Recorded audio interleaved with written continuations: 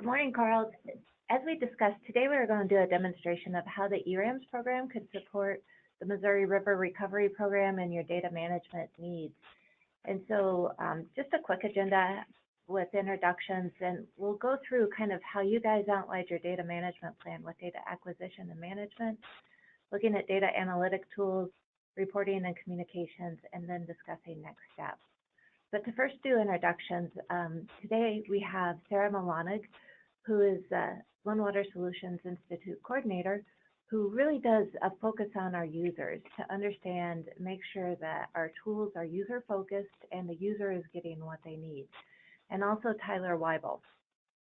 Tyler is a programmer and business analyst here at the One Water Solutions Institute and has developed many of the tools you'll see today. He will demo the WATERSHED Rapid Assessment Program, the Flow Analysis Program, and our Clean Dashboard, which he has been the major contributor to all of those, along with Dr. Arabi.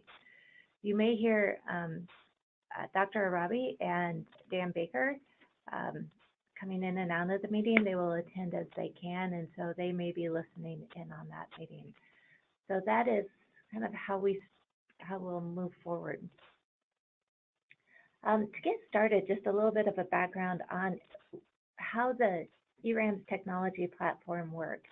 It identifies a number of disparate data sets, and this is probably one of the most biggest assets, is being able to streamline getting disparate data sets together for your analysis. So right now, there are what we call APIs, live connections into Colorado-specific data sets, US EPA, USGS, land use, climate, and a user can supply their own data sets to be used in the analysis modules. And then we write these analysis modules based on the user needs that really take this data and analyze it many different ways. So you have the WATERSHED Rapid Assessment Program, which you'll see the flow analysis tool, the Clean Dashboard. We're working on a Healthy Watersheds dashboard for CDPHE. We have an integrated urban water model that analyzes water conservation tools for urban planning purposes. And we also just take code. We just take, like the Soil, Water, and Assessment tool is the SWAT tool from Texas A&M. And it's just the code of that program wrapped into a web-based system so you can use it on the internet. And from these tools, we'll create custom outputs based on what the user needs. It's individual watershed reports, watershed comparison reports, water conservation program effective analysis, and many more. But those outputs are structured into reports and other things that you'll see based on what the user needs to see to effectively use the eRAMS tools.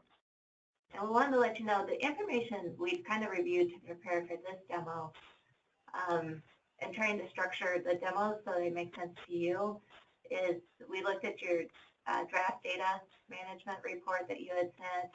We looked at the draft recovery management plan and environmental impact statement, the implementation committee report to see what type of reports you guys put out, and also the draft models, data, and literature report from the ERDC in 2014.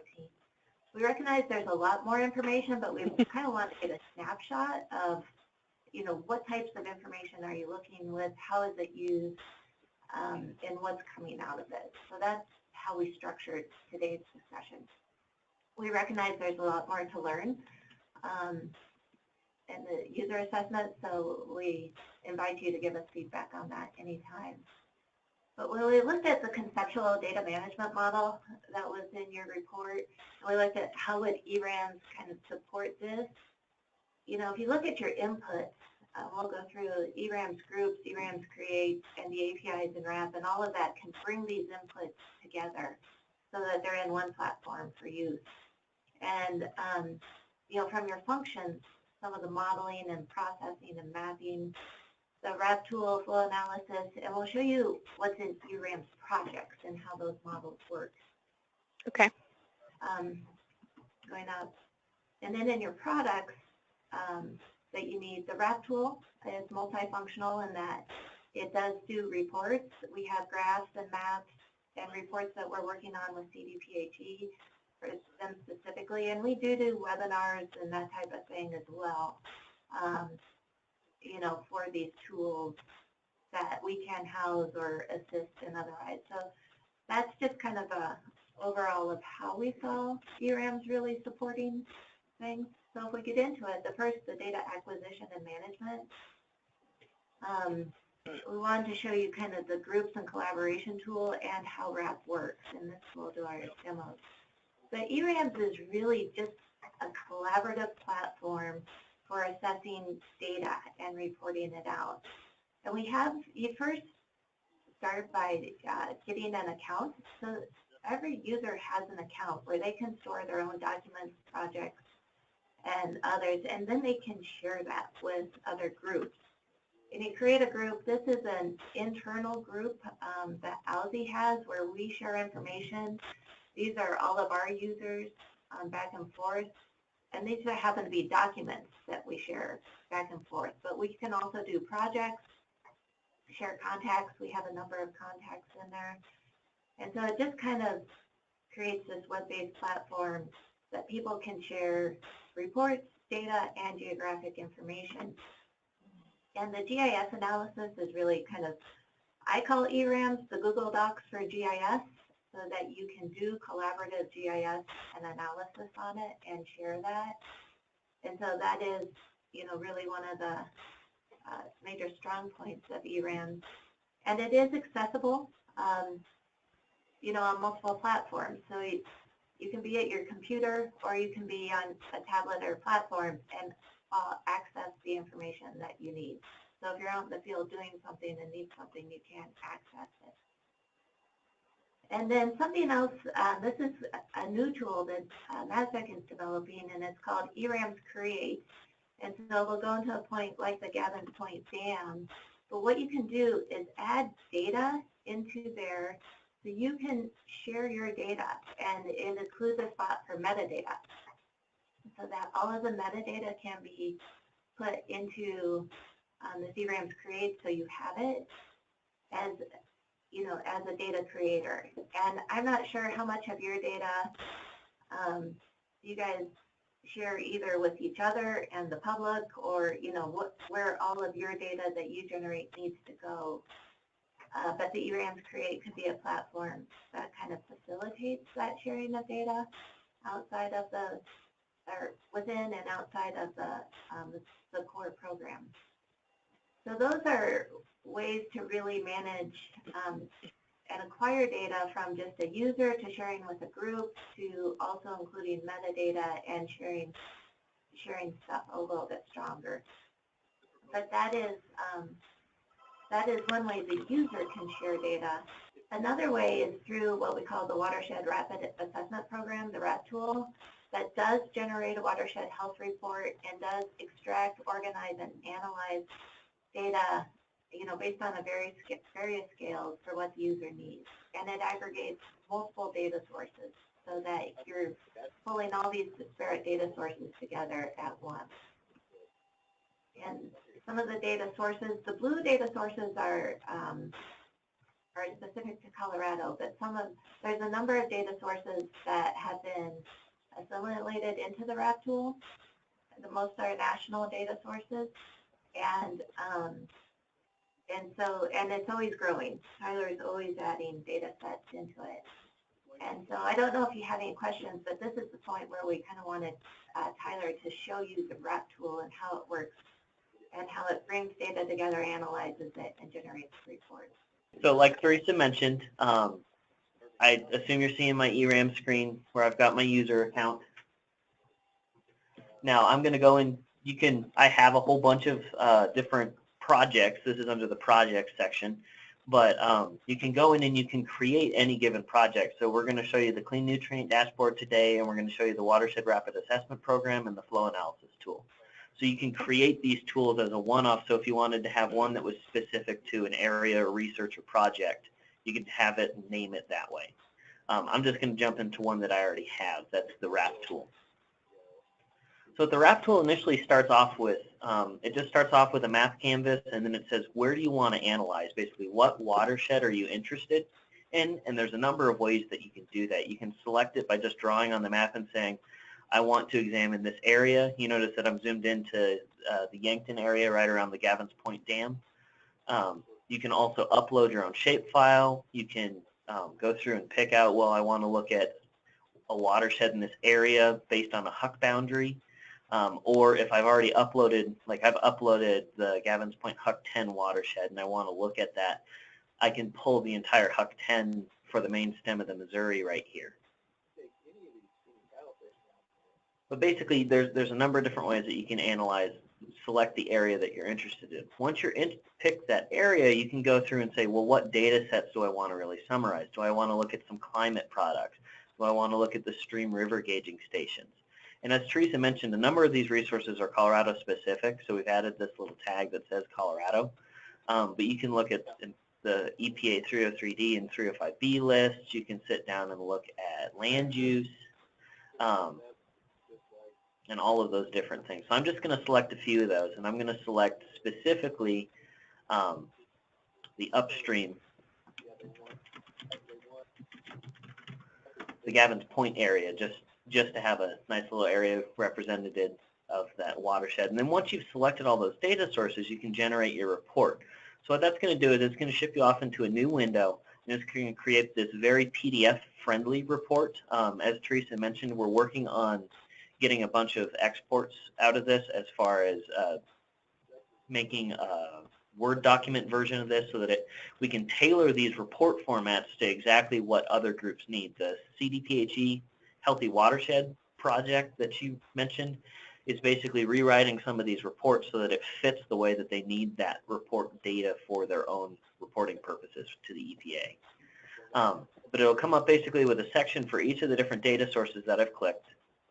It'll give me a nice little summary of my watershed, when I ran this model, and how big it is. And then it's got a list of some of the indicators of watershed health. So you notice one of the first ones that pops up is a natural land cover estimation. So roughly 33% of this watershed is classified as natural land cover.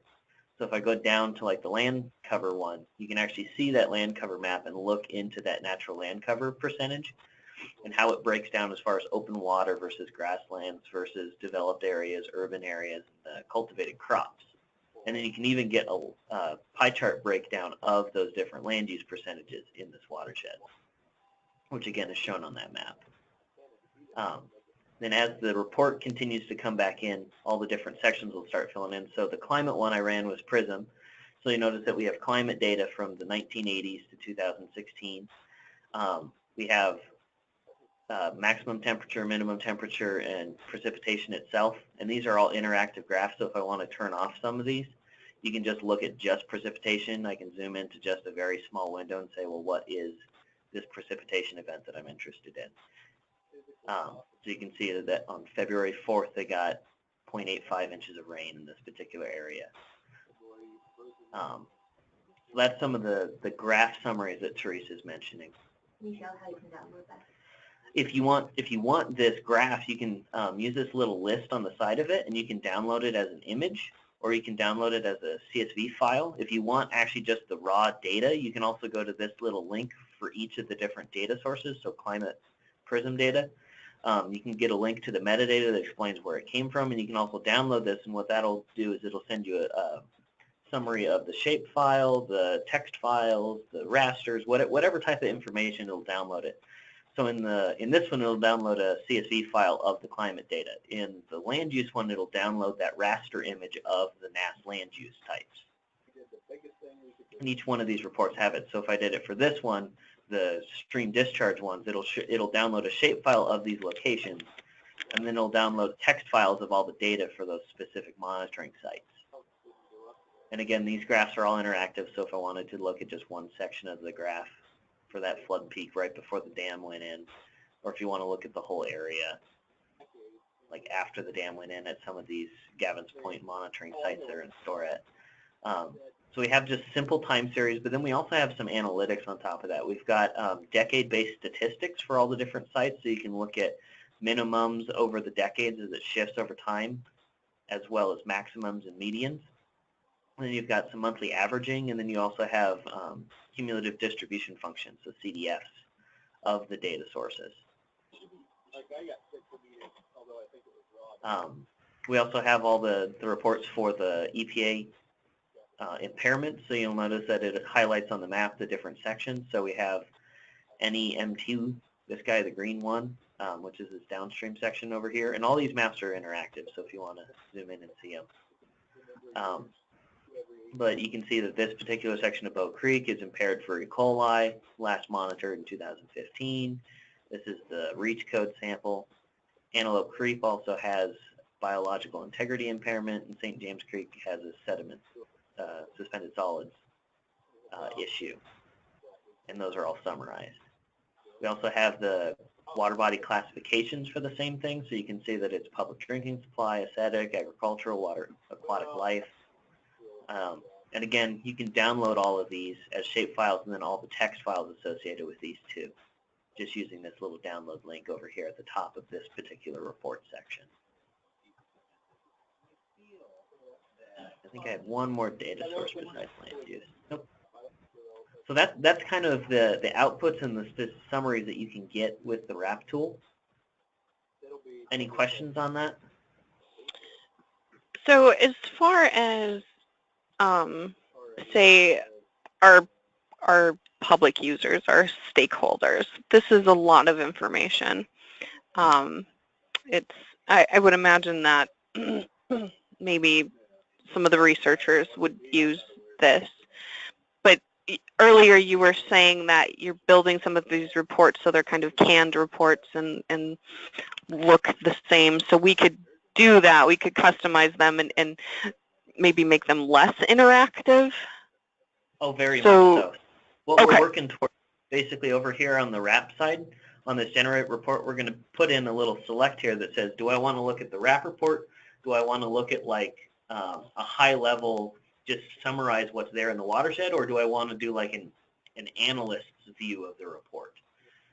So we can tailor those to meet both your analyst needs and your public-facing stakeholder needs. Perfect. Yeah, that's, really, and this is where Sarah's doing a lot of work right now, understanding the user and what they need and not overwhelming them with stuff they may not need is something we're working on. So, that's perfect. Yeah. So, and being able to tailor RAP to just what the Missouri River program would need to, if you needed your own kind of version there, is something that's very doable. Yeah, I can see. I'm picturing how we incorporate our habitat and bird use data into this, along with the water data, the flow data. That would be really fun. Yeah, because that's something we need to work with CDPHE too, is to bring their bug data into the healthy watershed. So we're working on that with them right now too, bringing that habitat and bugs and bunnies part in, so that there's a full analysis there, ecosystem analysis. Yeah. So as we kind of continue on some of the, so that's just kind of a quick demonstration of RAP. Then what we wanted to do too is move to the data analytics to show you how data analytics works within things. And Tyler went through this. This is from RAP, of how it'll give you all the stream gauges and you can focus in on certain parts of the stream gauges. But there's also tools that, honestly, we have consultants using quite a bit called the comprehensive flow analysis, because it'll go to any stream gauge and conduct a number of analyses based on that stream gauge data. So it'll do hydrological characteristics, look at your stream flow data, and generate a number of graphs. And it pulls from data sources of USGS and EPA STORAD and some Colorado-specific data sources. But it'll do, statistics, flood frequency, base flow separation, flow and load duration curves, load estimation, and a drought analysis. And it'll generate graphs similar. This is kind of the load duration curve for sediments for Yankton upstream within that database. And you can also look at the downstream, such as Sioux City, And when you put those two together in a graphic, you can see that you know, the river is really bringing in the sediments, or your sediments is kind of a much lower level downstream. So there is something happening in that stretch at the river. And so it really does allow you to produce some good analysis of these stream gauge data. And that's where I'd go let Tyler kind of show you how that tool works too. I'm just going to hop back onto my eRAMS account and go into another one of the projects, which is the flow analysis tool. You can create your own, but this one basically starts off with a little quick start of the explanation of what you need to do, select a stream gauging station, and then pick the analysis that you want to run. But it starts off zoomed out to the world. I still have my little layer in here of the Gavin Point. Oh, I don't. I lost that. Never mind. But if I wanted to zoom in to Gavin Point, I can zoom into the Gavin Point Dam here in the map search bar. Get a nice little aerial of that. And then again, this works real similar to the RAP tool, that basically you use a bunch of map tools to figure out where in this map you want to analyze. So if I just draw a real simple rectangle, I get a whole list of different monitoring stations down here. I'm going to be interested in looking at the Yankton gauge just because I know it's got data for the demo that we're running. But once you select that, it gives you a nice little summary of who runs this. It's the USGS, what's its name, where's it located, what county is it in, drainage area, that sort of stuff. And then it gives you a summary of the available data for the site. So you notice it's got discharge data for 65 years. It's got water quality data for a little bit longer. It's got flood data. It's got no 15-minute monitoring data. But if you click that flow analysis model interface, you can get a link to the model itself and all those different analysis tabs. So you've got the statistics over here under the data one. You've got a flood estimation tool, base flow separation, the duration curve. So if I wanted to reproduce that sediment curve, I can do a load duration curve for sediment and the suspended sediment concentration test that I was looking at, and then specify like a target concentration that I want. So I want my sediment to have a target concentration of 6,000 milligrams per liter. I'm sure the numbers are off compared to what they should be, but that's just an example number. And then you can run that analysis. You can specify maybe I don't want 1930, maybe I want 1950 to present. You can modify all of those. What that does is it's going to go make a live query to USGS and go get all the available flow data for that station, all the available suspended sediment data for that station, come back and combine that into that graph that you just saw. Any thoughts or questions while that's spinning?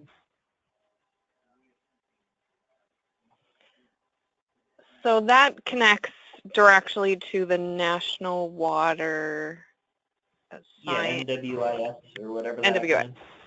Okay. Okay. Have you pulled any data from ScienceBase in any of your projects? We have not done that yet, but if there's APIs for it, we can easily tap into it. Okay. Who runs ScienceBase? USGS. Okay. So you notice that this fits back that nice little summary graph. It also has a statistics summary down here that I'm going to download and show you. So one of the things that Teresa mentioned is a lot of the analytics that the tool can come up with. One of the things that's real common in water is indicators of hydrologic alteration. So this will go through and calculate averages, maximums, minimums. It'll calculate 3-day maximums, 7-day minimums, that sort of thing, and then analyze that for the whole period of record. So you get what is my 3-day minimum and when did that occur. You also have like a lot of the Nature Conservancy flow indicators. So you have like flashiness, you've got number of flow reversals, you've got duration of high pulses, duration of low pulses, you've got seasonal statistics. So if you know this is a heavily snowmelt driven system or a summer driven system, you can analyze seasonal statistics and you can specify this analysis period. But this is a secondary output of the flow analysis tool, so you can get all these sort of statistics for your given site, and then you can also get it for each year on record. So what is 1930 statistics versus 31, all the way up to present. That's kind of one of the neater outputs that one generates, in addition to just this summary load duration curve that explains how many discharges you have, when it was analyzed, what's your seasons, and what are your kind of target loads based on that 6,000 milligram concentration combined with that flow.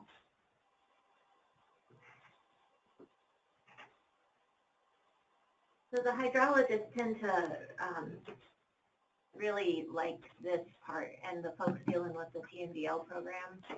It'll also do some base flow, or flow analysis will also do base flow and other things, you know, that you guys may be looking at for habitat and sand, when the sandbars need to be present. I'm envisioning some uses right now. Have you, in any of your projects, connected to or used the HEC-RAS and the ResStim models from the Corps? So Dan Baker and I, along with Craig, started a project a while back to try and get a copy of the HEC-RAS source code so that we could run HEC-RAS as a web tool behind the scenes in eRAMS. And we never succeeded in getting a copy of the source code. They have all the code with the interface, but we just needed the modeling engine, not the interface part of it. But we have the ability to do that if that is something that you would like us to pursue.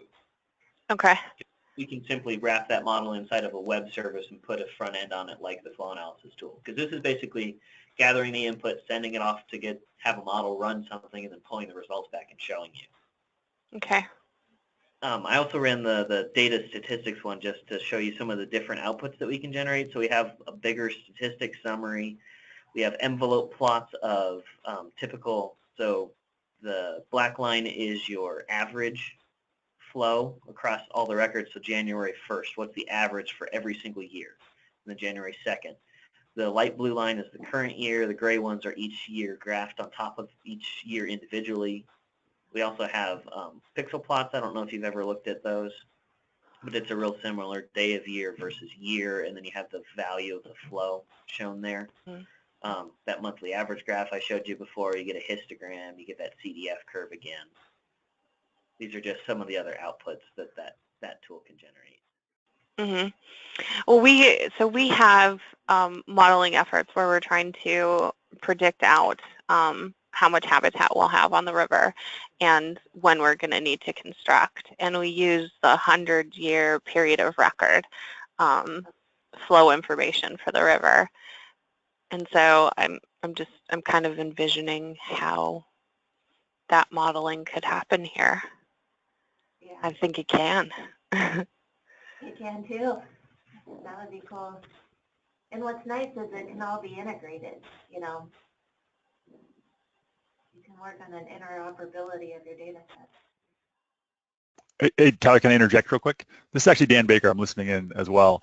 And I just wanted to interject that certainly we could get HEC-RAS running in eRAMS. I talked to Gary Bruner about that at a conference a while back, and it sounded like that there's the capacity to do that. It likely would take some effort, but a lower hanging fruit is if you're just looking at 100-year flow levels, is just to input that raster layer, or even, it doesn't have to be a raster, it could just be a shapefile straight into eRAMS, and then you could do any kind of analysis associated with that in eRAMS. That would be easy. That's a low-hanging fruit.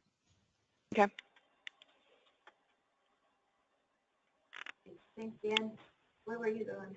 I was going to say, like Teresa mentioned, in the tool, so I'm back on that data tab. Under the advanced options, you can specify what if I wanted to analyze like a pre-dam, post-dam sort of thing. You can specify those and get the different statistics summary for each of those time periods, as well as in the graphs.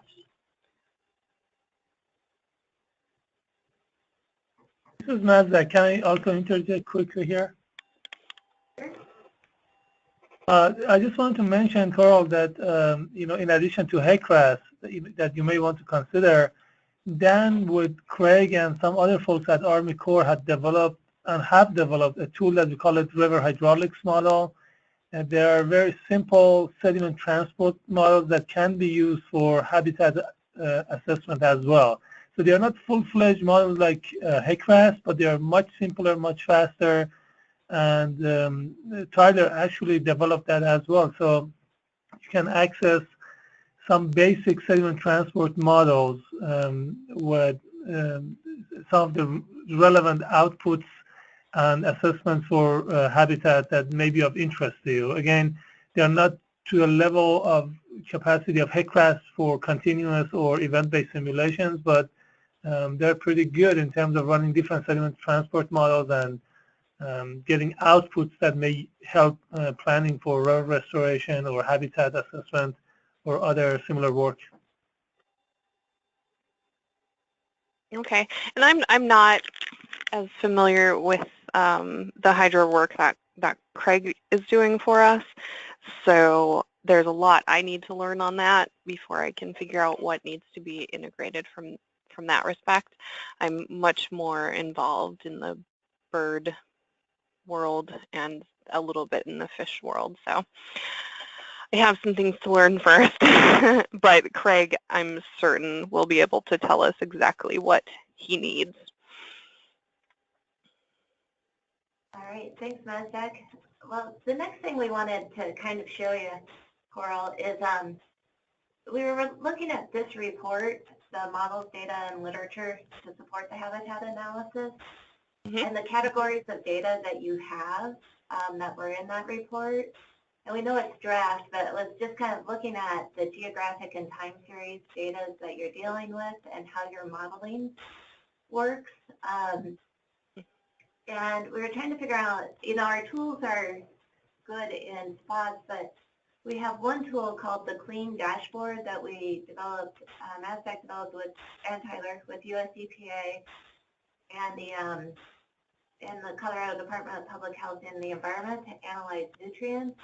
And it does a really good job at bringing together geographic and time series data and multiple inputs. It brings in wastewater systems, stormwater systems, and agricultural systems. And we thought it might be a good tool to show you how things can be developed in eRAMS to really analyze the complexity of these systems. So, so when we were looking at this and trying to figure out how can we show eRAMS functionality with that, we thought we'd just do this clean dashboard. It's not exactly in your related to the work that you're doing because it is nutrient loading in Colorado, but it's a good demonstration of how things work. And we just did this because, you know, to do a clean and Tyler's been showing you this. You go into our projects and you pick the clean nutrient dashboard, and Tyler's going to run a scenario. And one thing that you can do when you have a project in eRAMS like this is you can then send the output to another user just through a URL. So you can compare scenarios or develop scenarios in collaboration with other users so that people can see what you're doing back and forth. So it's a really good collaborative modeling tool. And Tyler may be able to show you how he does that once he's in the project. But we thought we'd just show you this as an example of how you can bring together a lot of information in eRAMS and do the modeling and have outputs that let you kind of assess effectiveness of different management programs. So again, I'm going to hop back to my main eRAMS page. And like Teresa said, you can create that project just as a clean nutrient dashboard, give it a name, and that'll create one just for you. But once you've created that project, eRAMS has the ability to share it. So if I were to just click on this layer, I can share that project just via URL to anybody, whether I want to share that. This one right here, this Clean Fort Collins project, is actually shared with a group with the city of Fort Collins so that they can examine some scenarios on the river here through town. I'm just going to hop into my Clean project though.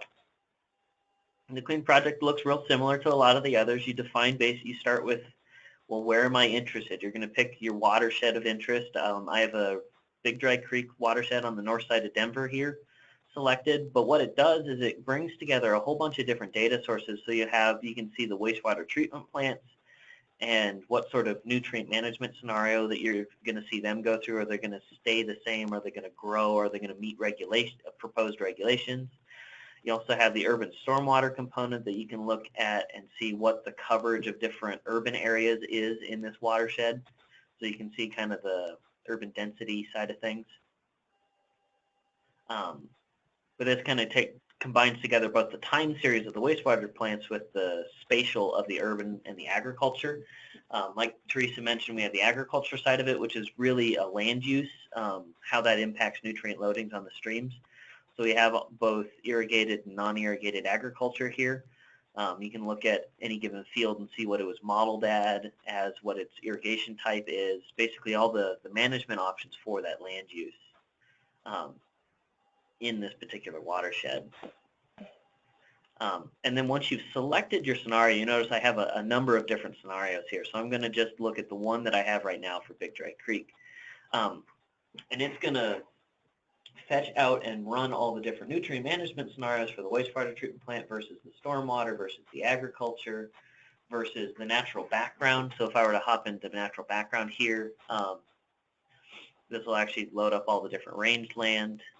It'll also pull in ambient water quality so that you can see what is the proposed regulations for the ambient water quality.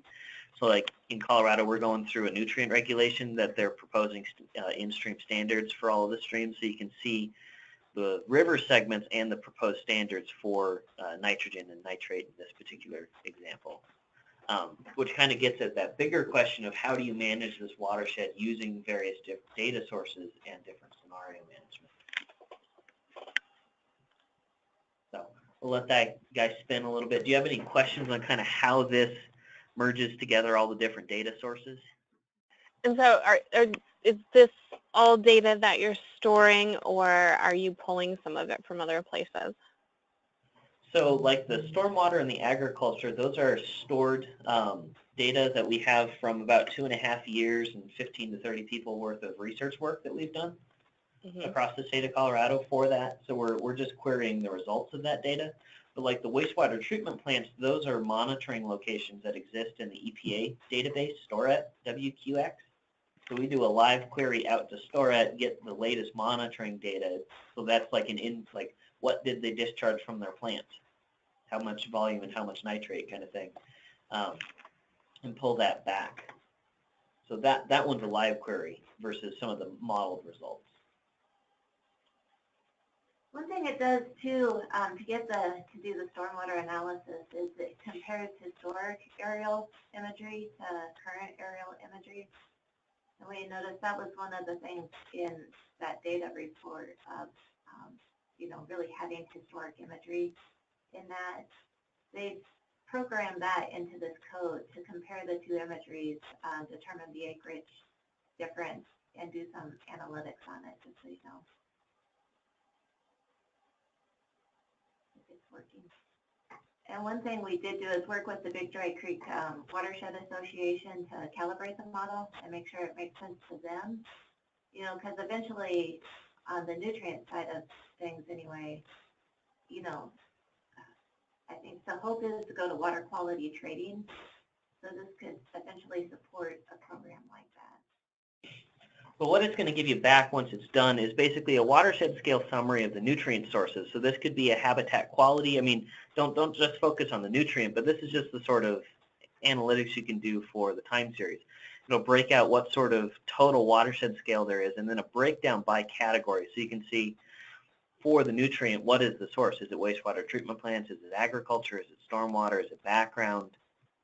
And these are all dynamic, and we're building in a kind of RAP style report that's going to have advanced options for each of these. But you can really drill down and see where the nutrient sources or where the habitat sources exist in this watershed. And you can hop down and say, well, it looks like Westminster's contributing most of the stormwater runoff, or this particular stream segment is where we're having some degradation problems or so erosion problems. So that's the kind of scale of analysis that these sort of dashboards can do once we bring together and automate those disparate data sets and analyses.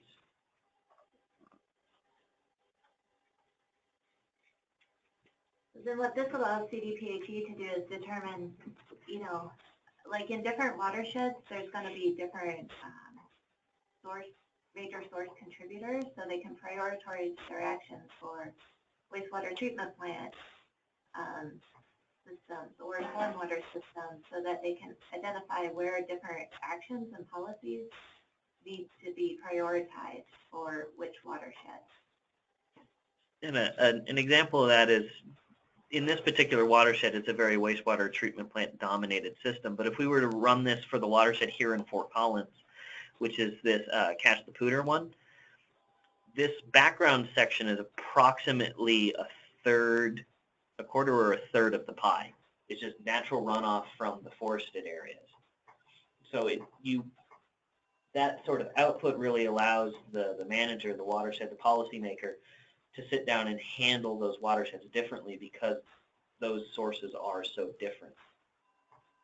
I don't know if it's helpful looking at that, Coral, or seeing kind of how some of that comes together, but that's one of the more robust tools. No, it's definitely helpful, and my mind is overloaded right now. Thinking of how we could adapt to this and how we could use it for our needs. So, no, this has all been very helpful. Okay. So that's kind of, the tools and the analytics. And just a little bit on reporting and communication, because you have different stakeholders. So we're looking at, and they're going to have different needs. But we kind of wanted to show you some of the report generation that comes out of eRAMS. This report right here is, it's 2 pages, first and second page, of a tool called ICROP that we're developing in collaboration with UC Davis to really look at water use on crops and what the yield and water productivity is. So it goes through a modeling program that generates this PDF to really put out to the folks. Here's your scenario.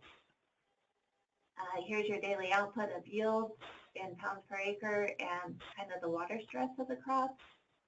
And, based on the driest, wettest, and observed in 2017, water use and nitrogen stress that really helps the agronomists kind of determine how much water and how much irrigation and how much nutrients to put into their crops. So it'll put out all these charts that you saw Tyler generating for the others.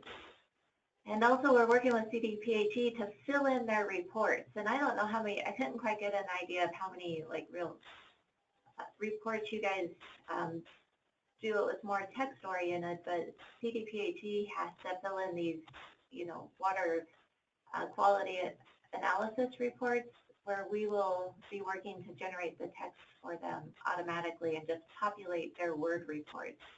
So we'll be putting information in tables and doing a text generator for them. And we're working on that capacity with them right now. So I don't know if you guys have those type of reports and would need that type of information out of your system, but we're working on automatically populating those type of reports. Also, as you're generating, go ahead. Sorry, as you're generating these reports, so you have the text generator, is that something like you can change the text depending on what your results are? We would sit down and work with you to define what this little due to the proximity of other segments adds something, which is stream segment adds something. We would work with you to define what that text is so that it fits your need as the report kind of stakeholder. Yeah, and I'm just thinking on an annual basis, something could change. So your text actually, when you're trying to explain what is going on in the data, it's likely that that text will change. I guess I'm just curious as to how easy is it to change the text? Very. Okay. The user will be able to really control the text generator on it. It's just getting the what gets populated and how that gets named. So that's kind of a merge function in Word. So what's really important is having the merge name recognize the things. The text portion of it can be easily modified. Okay. Teresa, let me add a comment here. This is Mazdak. There are two components to text generators or report generators in general. So, Coral, what we typically do, we work with the program managers or clients essentially to create these templates for report generation. So, with the example of Colorado Department of Health and Environment, we have a TMDL report, for example. We have a healthy watershed report. So these report templates are created working with our clients, and in these reports there are two types of information. One is just a statistical summary and basic characteristics of biological, chemical, and physical attributes of the system that are extracted from user data or from these national databases and are populated in tables or graphs or summary values. The second part of the information, which is harder, and I'm assuming that's where you are getting at, is conclusions and results and analysis of data with regard to recommendations from the data that should be incorporated in reports. So for those parts, we typically allow the user, once they look at the data and evaluate the information and assess the conditions, to add the text to the report with regard to the analysis. There are some things that cannot be automated. If there are logics for the type of analysis that is intended to be included, then that's doable. But if some of the data, an analyst has to look at them and make a decision and report that out, those are things that will be available to be included as a part of his report generator by allowing people to add comments or sections to the report that is needed for that. So there are two elements to this kind of an analysis. Again, some of them may be a lot easier because there are statistical summaries or things that can be assessed by some sort of a logic. If sediment is more than this, then your fish population may be impaired. So those can be done. But if there are information that require interactions with an analyst to make a conclusion or reach a conclusion or make a decision, then we will include some capacities in the report generator that allows the analyst to incorporate their comments in the report. Perfect. All right, so that's, this is what we're working on right now with CDPHE, and as Mazdak mentioned, we can generate automatic population, but the analysis does need to be done, and in the Word document, that'll be open, that'll be with the client, how all of that gets formulated. Does that make sense? Mm-hmm. We've shown you different ability to do different graphs that download as a JPEG and can be incorporated. And we also just did a mock-up of what a dashboard could look like for the Missouri River program, and this is kind of based on the data maybe a scientist would use more because it was based on that table from the data analysis report. But, we can, with eRAMS, being able to really categorize and get to data and watershed analysis is one of the advantages. So we did a little bit of a mock-up of what could a dashboard look like for the Missouri River program, so that the analysts can find their data and people can get reports on certain areas of the watershed. This is without a user assessment, so it can be modified based on what your needs are. So this is essentially a landing page for the products that will be created for you, Coral. So you go and add all of the data by, from different groups and organize, maybe linked with some analysis tools similar to what Tyler demoed. But this landing page will be developed in a way that you give your audiences the data that they want, essentially with one click. You're not overwhelming them.